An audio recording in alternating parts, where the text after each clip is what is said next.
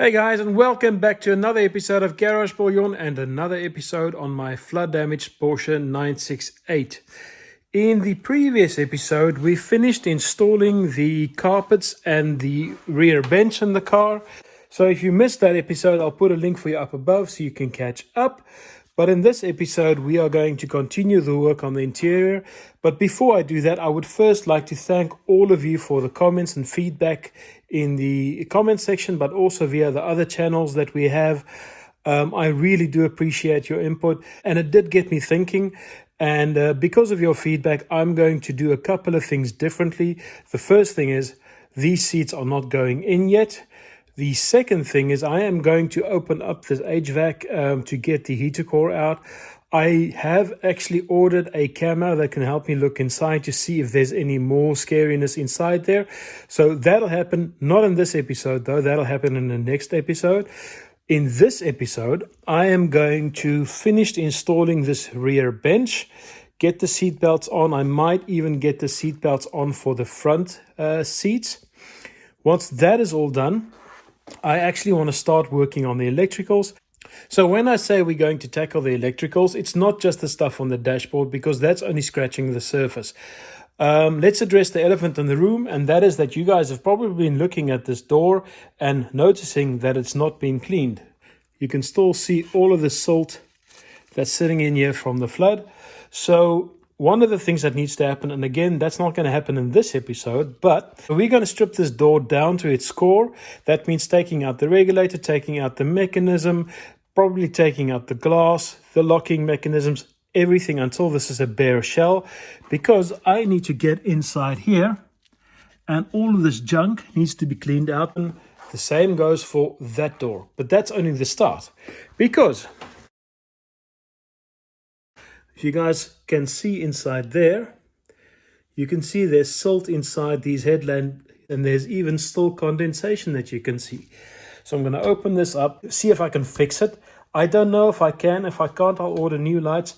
But I want to save them because these still say Bosch on them and the new ones don't. So that's these guys. I need to tackle these, the same problem. Obviously, this was underwater, so these need to get cleaned out. The same goes for the headlight motors. I need to make sure that they work. Indicators need to make sure that they work. And the rear lights and the number plate lights, I need to make sure all of this stuff works. But I'm going to make a dedicated episode just for this stuff.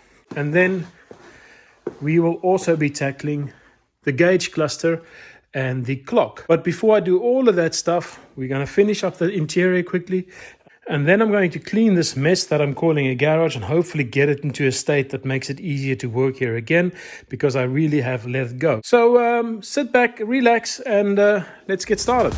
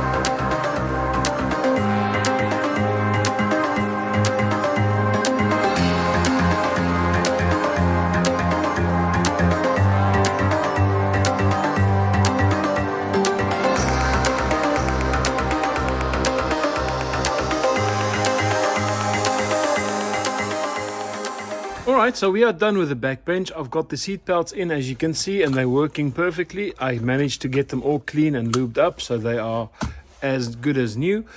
I'm not putting in these seat belts. The reason for that is because in the Porsche parts diagram, it looks like they have upgraded some things with regards, I think, to noise and vibration. So when I took these out of the car, I had two plastic washers, one on each side.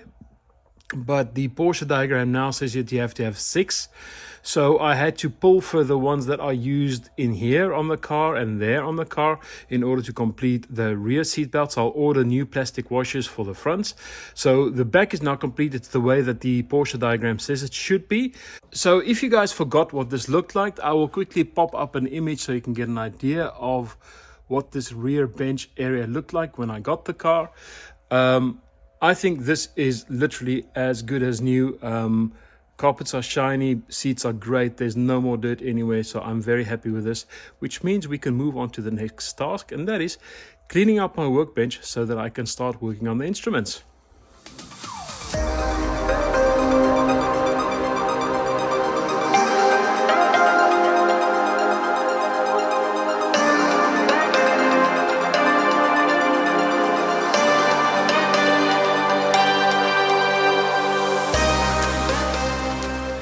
Alright, so the workbench is reasonably clean. Obviously, I've got too much stuff to get it properly clean, but this is at least a surface I can work on again. So what you are seeing in front of you is my gauge cluster. For those of you that are new to the channel, or maybe those of you that forgot, this cluster was wet. You can see the water line inside the cluster. We know that the gauges work. The fuel gauge, the temperature gauge works, the rev counter works, and also the speedometer works. What doesn't work is the voltmeter, and the oil pressure meter was pegged at 5 even when you are at idle, which I know is wrong. So I think this is the guy that's probably going to give me the most problems. But in order for me to know, I need to take it apart down to its component level. And what I've done is I've also bought a new back for the cluster. This is from my friend at Inline 4. Remember, if you need anything for 968 or 944, just drop him an email. I'll put his details in the description. I'm sure he can help you out with whatever you need. But for now, we are going to take this cluster apart and see what we find.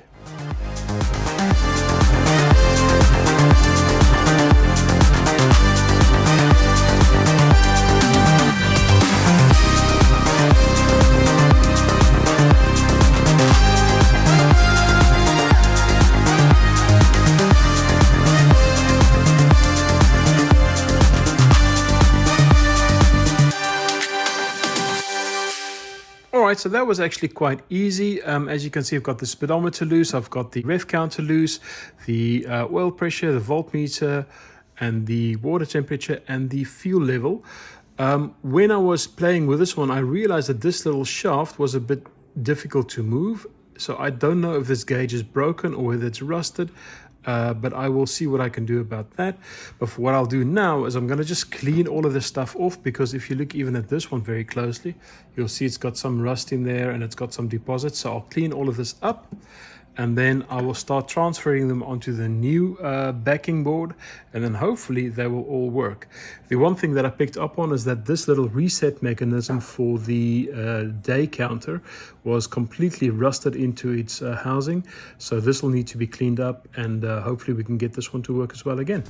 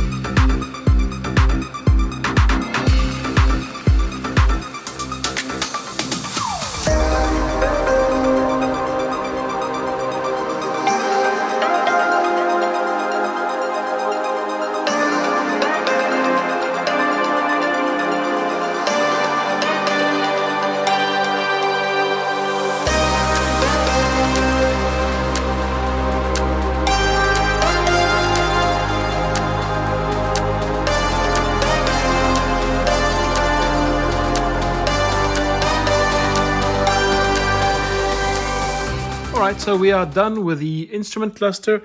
As you can see, all the lines from the water have been removed. I've got the new circuit board on the back. I am not quite happy with the quality of the glass and the housing itself. It seems to be slightly stained by the mud. I cleaned this like for hours and polished for hours, and I'm not sure. We can buy this new. It's very expensive though, so ideally I don't want to. But what I'm going to do is I'm going to put this back into the car as it is.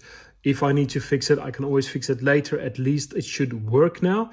The only thing I need to go and do is buy a whole bunch of new bulbs because I don't trust any single one of them. Basically, it's 3 different kinds. It's this kind of black one. Then you've got a bigger white one. This is the main illumination. This is for the various warning lights, and then this one, I've got 2 of these. These are also for warning lights. So I will be ordering these guys up, and then I'll put them in, and then we should be done with the cluster. But that also means that this is the end of this video because I am running out of time. I've got to go do some other things. I'd like to thank you again for watching and supporting my channel. So in the next episode, we will be restoring the clock. As you can see, the hands on the clock and the instrument cluster no longer match one another. I have some special paint that I ordered that'll help me restore this clock so it looks the same as that. So we'll get that done. This is also, by the way, not the clock that came out of the car. The clock in this car was missing. This is a used one that I bought. And the same goes for this HVAC control. Some of you that follow me on Instagram know that I opened up the one that came out of my car, but in the end it was too far gone. These little runners were completely rusted out, so there was no real way of saving it. So I went and bought a really good used quality one. And again, guys, this is coming from my friend at Inline 4. So make sure if you need good quality 968 and 944 parts, I'll put the link in the description. He really sells only the best quality parts. Until next time, goodbye.